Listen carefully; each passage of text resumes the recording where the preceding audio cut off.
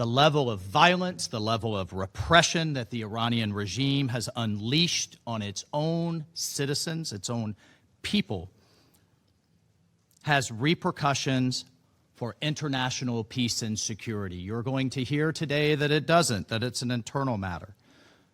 Absolutely wrong and false. This demands this council's attention. The people of Iran are demanding their freedom like never before in the Islamic Republic's brutal history. Well, this is our message. President Donald J. Trump and the United States of America stands by the brave people of Iran, period. And regardless of its excuses, and you will hear many today from the Iranian regime and from its friends, the regime is solely responsible for the economic misery of the Iranian people. President Trump has been clear. He will not, nor should the international community, tolerate innocents being slaughtered in the streets. Since 1979, for decades, the regime has posed a threat to peace and security in the name of a religious ideology. The regime calls for death to America and the annihilation of Israel. Well, enough is enough. We all have a responsibility to support the Iranian people and to put an end to the regime's neglect and oppression of the Iranian nation. Colleagues, let me be clear. President Trump is a man of action, not endless talk like we see at the United Nations. He has made it clear all options are on the table to stop the slaughter. And no one should know that better than the leadership of the Iranian regime. Сегодняшнее заседание, созванное нашими американскими коллегами, не что иное, как очередная попытка оправдать неприкрытую агрессию и вмешательство во внутренние дела суверенного государства. А если власти Ирана в подаче Вашингтона не одумаются, то решить иранскую проблему своим излюбленным способом – нанесением ударов с целью свержения неугодного режима. Видим, что враждебные внешние силы пытаются воспользоваться нынешней ситуацией для свержения неугодного им строя и разрушения Исламской Республики Иран как суверенного и независимого государства. Российская Федерация убеждена, что сегодняшнее заседание Совета должно рассматриваться через призму его мандата по поддержанию международного мира и безопасности и соблюдения норм международного права, а не внутриполитической обстановки в Иране. Нарушение этих норм и принципов в нынешней ситуации очевидно. К ним относится звучащая в последние дни крайне опасная и безответственная риторика руководства США, вплоть до прямых призывов к захвату государственных институтов в Иране и угроз оказания помощи протестующим. Подобные заявления являются ничем иным, как открытым подстрекательством к насильственному изменению конституционного строя суверенного государства. Происходящее в Иране является очередным примером использования апробированных методов цветных революций, в которых специально обученные вооруженные провокаторы превращают мирный протест в бессмысленные бесчинства, погромы, уничтожение общественного имущества, жестокие убийства правоохранителей, сотрудников органов госбезопасности и мирных митингующих, в том числе детей.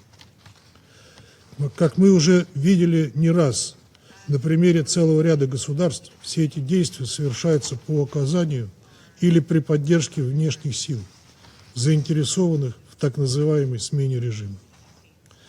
Американская сторона и ее группа поддержки активно используют экономические и социальные проблемы простых иранцев, возникшие по причине незаконного санкционного давления на Иран со стороны западных стран для нагнетания общественной напряженности и дестабилизации внутриполитической обстановки. Наши западные коллеги не чураются использования СБ в качестве инструмента продвижения своей оторванной от реальности повестки. Ярчайший пример стремления Великобритании, Франции и Германии создать иллюзию восстановления антииранских резолюций Совета за счет якобы задействованного ими механизма снэпбэк, который был предусмотрен резолюцией Совета 2231. В качестве обоснования использовались измышления западных стран о некой угрозе международному миру и безопасности, исходящей от мирной ядерной программы Ирана. И это при том, что гендиректор МАГАТЭ в своих докладах по данному вопросу ни разу не приходил к подобным выводам и не фиксировал свидетельства конверсии ядерного материала на военные цели. Настоятельно призываем горячие головы в Вашингтоне и других столицах, вынашивающие планы повторения военной авантюры, одуматься и не допустить трагедии июня 2025 года, когда американо-израильская агрессия едва не обернулась серьезной ядерной катастрофой с неизбежными гуманитарными и экологическими последствиями. Призываем инициатора сегодняшнего заседания прекратить строить из себя мирового судью и положить конец своим эскалационным действиям. Ваши действия могут еще больше повергнуть регион в кровавый хаос, который рискует выплеснуться за его пределы. 一段时间以来，美国就伊朗局势持续发声，公然对伊朗发出武力威胁。中东地区战云密布，紧张气氛不断加剧。中方一贯主张遵守联合国宪章宗旨和国际法，反对在国际关系中使用或威胁使用武力，反对将本国意志强加于别国，反对世界倒退回丛林法则。主权平等、不干涉内政是国际法基本原则和现代国际关系最根本准则。伊朗是独立的主权国家，伊朗的事情应该由伊朗人民自主决定。武力解决不了问题，只会使问题更加复杂难解。任何军事冒险行动只会将地区推向不可预知的深渊。我们呼吁美方恪守联合国宪章宗旨和原则，放下武力执念，各方保持克制，共同为维护世界和平与安全发挥应有作用。当前 I speak today on behalf of a nation in mourning. It is deeply regrettable that the representative of the United States regime who requested this meeting has today resorted to lies, distortion of facts, and deliberate misinformation to conceal his country's direct involvement in steering unrest in Iran to violence. In fact, the United States request for this meeting is shameful. To conceal their direct complicity in the crime their mercenaries have committed against our nations from 8 to 10 January. As part of Israel's malicious attempt to drag America into another war of aggression against Iran. Under the hollow pretext of concern for the Iranian people and claims of support for human rights, the United States regime is attempting to portray itself as a friend of the Iranian people, while simultaneously laying the groundwork for political destabilization and military intervention under a so-called humanitarian narrative. Unable to achieve their objectives through the 12-day war of aggression against Iran in June 2025, they have now sought to pursue the same goals through political destabilization, internal unrest, and chaos. This strategy relies on manufacturing casualties, spreading false and inflated figures, and creating a pretext for foreign intervention. It is a familiar script, one that has been used repeatedly from Iraq to Libya and to Venezuela. Mr. President, Iran seeks neither escalation nor confrontation. However, any act of aggression direct or indirect, will be met with a decisive, proportionate, and lawful response under Article 51 of the Charter.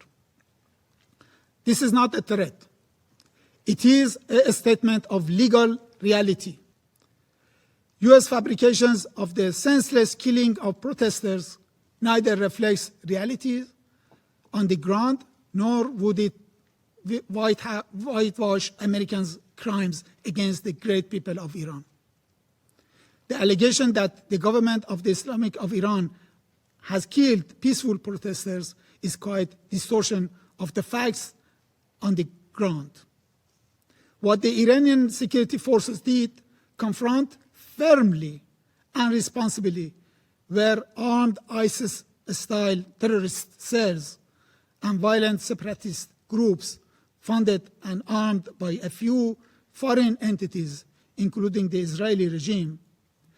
These groups deliberately targeted civilians and law enforcement officers in an attempt to ignite civil war and create the conditions for foreign intervention.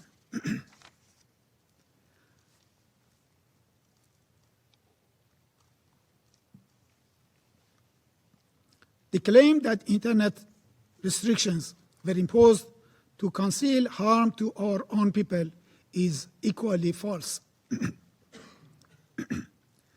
On the contrary,